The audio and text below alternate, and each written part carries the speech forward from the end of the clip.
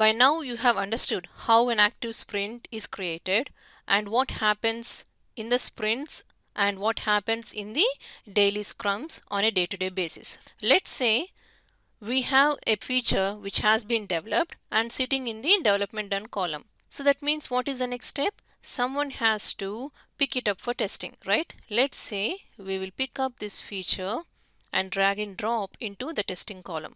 Now the workflow of this feature is from development done, it's been moved into the testing. Now let's start working on it. Okay, so what is the feature that we are going to test now?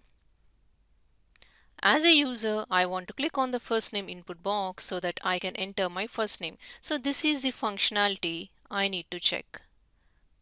So here is our live application. So what is that it's saying?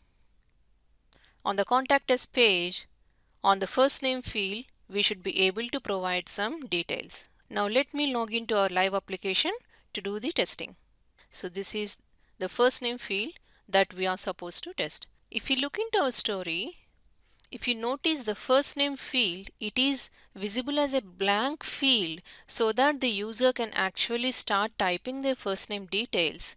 But actually what is happening in the application? It's not blank. What is that we are seeing here? It is actually deviating from the expected behavior. So any deviation of the application from the expected behavior is known as a defect or a bug. Cool. Now we have got a bug to actually log. Okay. So now let's look into defect logging process in Jira tool. Let's first go into Jira.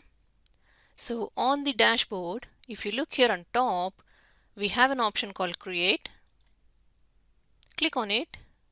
If you see, the issue type is bug, and make sure you are selecting the relevant project to raise a bug. Okay.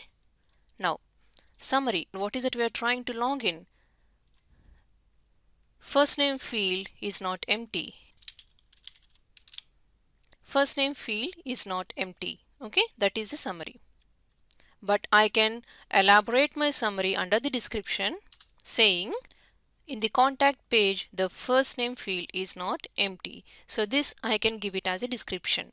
And we have an important thing that we need to provide while raising a bug. Reproducible steps. That's nothing but what is it we have done so that we encountered this defect. So anyone in the project, if they look into this issue, they should be able to reproduce. So that is the reason we will be mentioning the reproducible steps while logging the defect. So what are the reproducible steps here?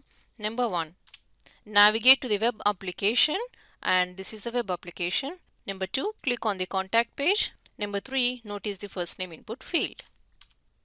Okay, so these are the reproducible steps. Now, what is that actually happened? That is the another important thing that we need to provide while raising a defect. Okay, actual behavior. What happened actually? The input box displayed the following text, which is placeholder text. So we need to actually provide what happened when we have done these steps. Okay, so this is the actual behavior, and also you need to provide expected behavior. So what is the expected behavior you are looking for actually? Input box should be empty with no text. Okay, so what is it we have done here while raising a defect? We have provided the reproducible steps and actual behavior. So what exactly happened, we can show it to anyone who is looking into this defect, and what is the expected behavior. Okay, so that the developer when looks into it will understand, okay, so this is what we are looking for, but something like this actual behavior has happened.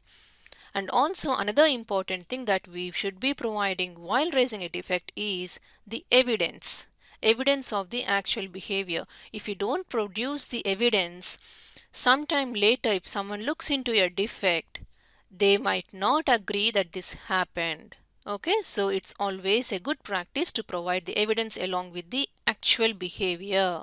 So here in our case, what I will be doing is I'll go to my page and provide the screenshot of it highlighting the defect. Control C and just I can say Control V. So under the actual behavior, I will be providing the screenshot as an evidence. Okay.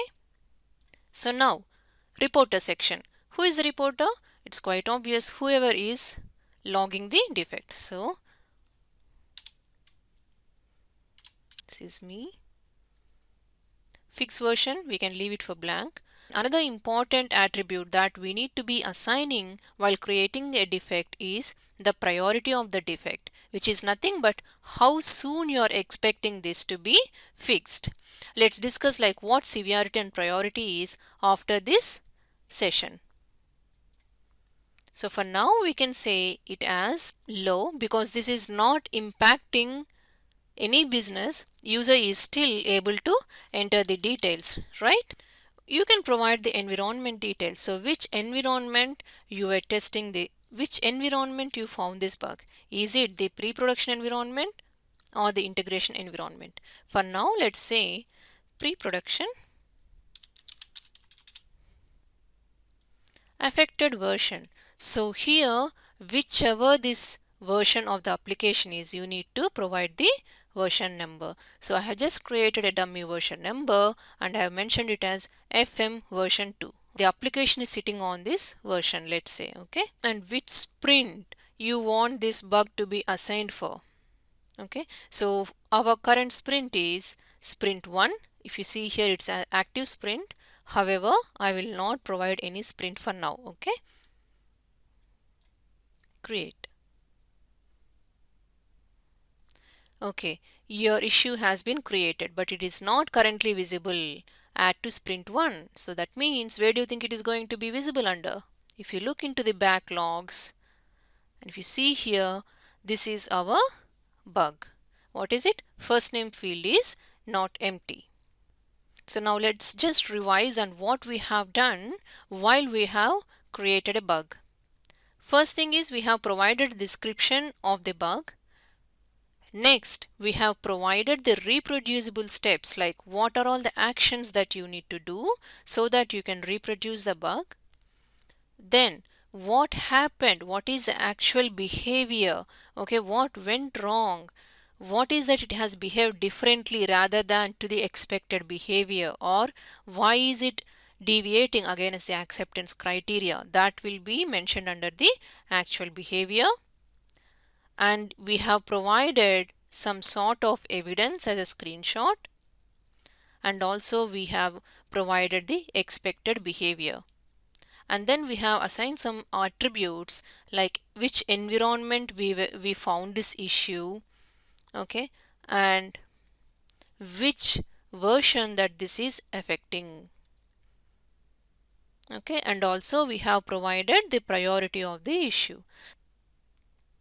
In our next session, let's understand what a severity and priority of a defect is.